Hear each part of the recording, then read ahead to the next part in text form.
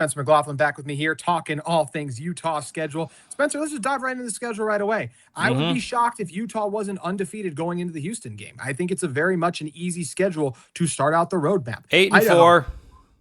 8. Oh, whoa. You went right there. I'm down. Right.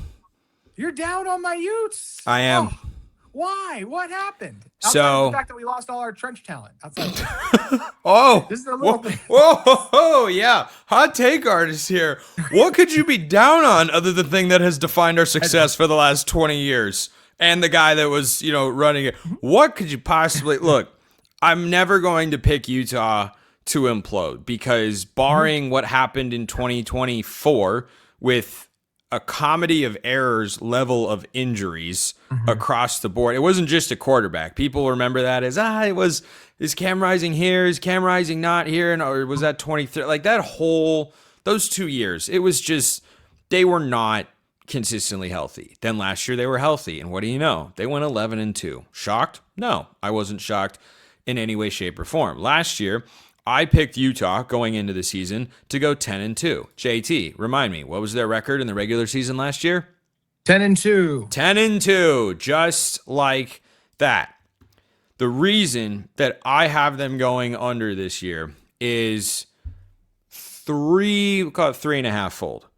Number one, Morgan Scalley has not done this before. There's always a learning curve. I don't care how good you are. I don't care how long you've been a coordinator. It does not matter. History will tell you it did not matter. Dan Lanning, his first game in Oregon, got walloped.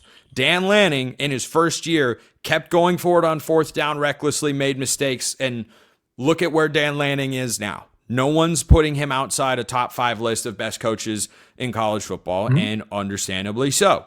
So there is always a curve. This is not me sitting here saying Morgan Scalley's never going to succeed, that he has no idea what he's doing, that it's going to be a disaster.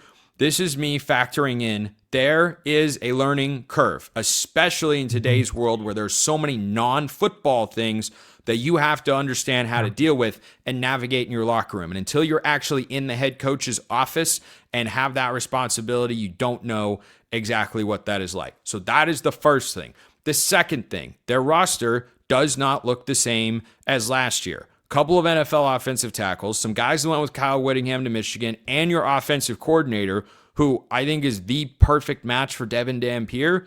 That leaves a serious void. Number 3, the offensive line. 5 new starters. I know this isn't the Big Ten and it's not the SEC. I'm also not someone that comes on my show on Locked On College Football and dogs on the Big 12 consistently and says they're no good, they're not any of it, and all that sort of stuff. So I'm not going to just assume and write off the rest of their schedule with teams like Houston and say, no, they're just automatically going to be right back at that level. That could take some time.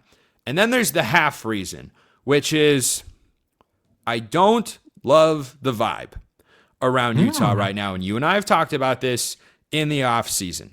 I don't love the private equity move. That I don't love that they've gotten to the point where they have to do that. And I don't love the fact that Morgan Scalley himself is giving money to the program. So at least in the short term, that screams to me they didn't have enough to do what they actually wanted to do this offseason. So I am taking them at 8-4, and those are the 3.5 reasons why. I think a lot of those are fair. I will say from a roster standpoint, like offensive line-wise, yes, they lost all 5 starters. I feel good about the returners, as good as you can feel, because those guys all got experience last year. And I know those aren't proven starters, so I'll let you respond to some of this in a second. I feel, and like you said, you're not doubting Morgan as a head coach. You're doubting his first-year experience. I think that is totally fair. He's college, take down guys to Michigan. I think the biggest thing I will say, though, Spencer, is when we're predicting teams' records, the schedule is part of it. And this is a very favorable schedule for the Utes. Where do you see the 4 losses? Because for me, that's why I actually get them to 10 wins again. I have them at 10-2 because they have one really tough road game to me. Like Cincinnati, maybe they figure something out. They're interesting. At Arizona's really tough. At TCU is could be a tough game, but it's just so hard to know what the Horned Frogs are going to be. I know Jayden Craig is smart, but can he play football at this level? I don't know that. I have to wait and figure that out. Where do you see the 4 losses? Because I could see Utah getting 8-4, but I think they're going to be favored in a lot of these games, especially with how good that home field advantage is at Rice-Eccles Stadium. Very true. So those 2 games are among the 4 losses that I have. TCU and Arizona. We agree. Those are fair. Some Utah fans, I'm going to preemptively warn you so that instead of yelling at me, you can just make up in your head what I said about how this Utah schedule is going to get navigated. One of the other losses, wait for it, is BYU. I knew it was coming. Yep. You knew. And look, if you take, I understand they're at home. Notably, Utah has never lost to BYU at home. Wait, no, that's not right. No, anyway. It was Brandon Rose. You just mentioned all the quarterback injuries earlier. I did. Yes, indeed, I did. The continuity, although BYU lost their defensive coordinator as well. Jay Hill is with Kyle Whittingham, and that's a great hire. From a roster standpoint, BYU looks way more like the team they were a season ago, and Utah was on that level. I mean, they went to Provo, and it was a coin flip, go either way sort of game. I think Utah has come down further, and BYU has either stayed or maybe even leveled up a hair. So BYU is one of them. Now, I don't know if that's going to get people as upset as where I have the next loss coming, because you know what? I'm going to see if you can guess, and I'm going to give you a hint by crossing one off. I think they're going to beat Houston at home. Okay, we already ruled out Arizona. Are you going? You're not going West Virginia on me, are you? Nope. Cincinnati? No, 0 for 2 on the guesses. Boulder? Are you Boulder? I am picking them to lose to Colorado going into the season. I think Colorado is a very underrated team. Isaac Wilson revenge game? I think that Colorado is a very underrated team in the Big 12. I think they have had a really nice offseason. They're going to be solid on the offensive line. They have good skill position talent. Danny Sedero, wide receiver transfer from San Jose State, is an absolute menace. Juju Lewis is actually going to be coached, and the game is in Boulder. Look, would it be an upset? Of course, it absolutely would. But I think Colorado is kind of solid this year. They're a 6-6 team. I don't think they're anything special or amazing, but those are the games that I have Utah losing. At Colorado, at Arizona, at TCU, at home to BYU. Why do you make your points so eloquent so it's hard to disagree with you about it? I don't like that about you. Because I can see it all. I could. That's I hate to say it, but I can. If I laid it out in a brash and ill-informed way, I might work for ESPN. And then you wouldn't have a job. I wouldn't have a job at this network, I don't think.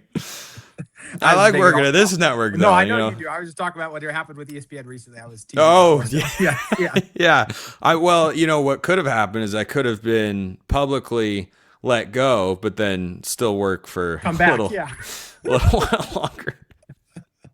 Oh, no, but you're right, Spencer. You know, here's what I would. Some people don't know what we're talking about here. Just look up the Carl Ravitch situation, and look, I don't doubt that it's what was reported, which is he's going to finish out some of the contract and do the Little League World Series and everything, which would be a dream of mine to broadcast one day. It's fun.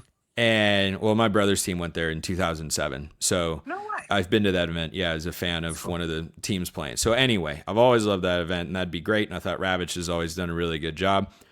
I don't doubt that reporting that he's finishing it out and such, and then he's going to leave. It would be more hilarious if Ravitch had just done the full George Costanza. Hi. How you doing? No, of course it would be inverted because instead of saying, "Didn't you quit?" it'd be, "Weren't you fired?" Me? No. What are you talking about? Oh, I love Seinfeld. Oh, so good. So good. Just like Spencer McLaughlin is. Like I said, 8-4. I could see it. I could see a world where it happens. I always come at me, Utah fans. My Twitter handle is at @SMcLaughlinCFB.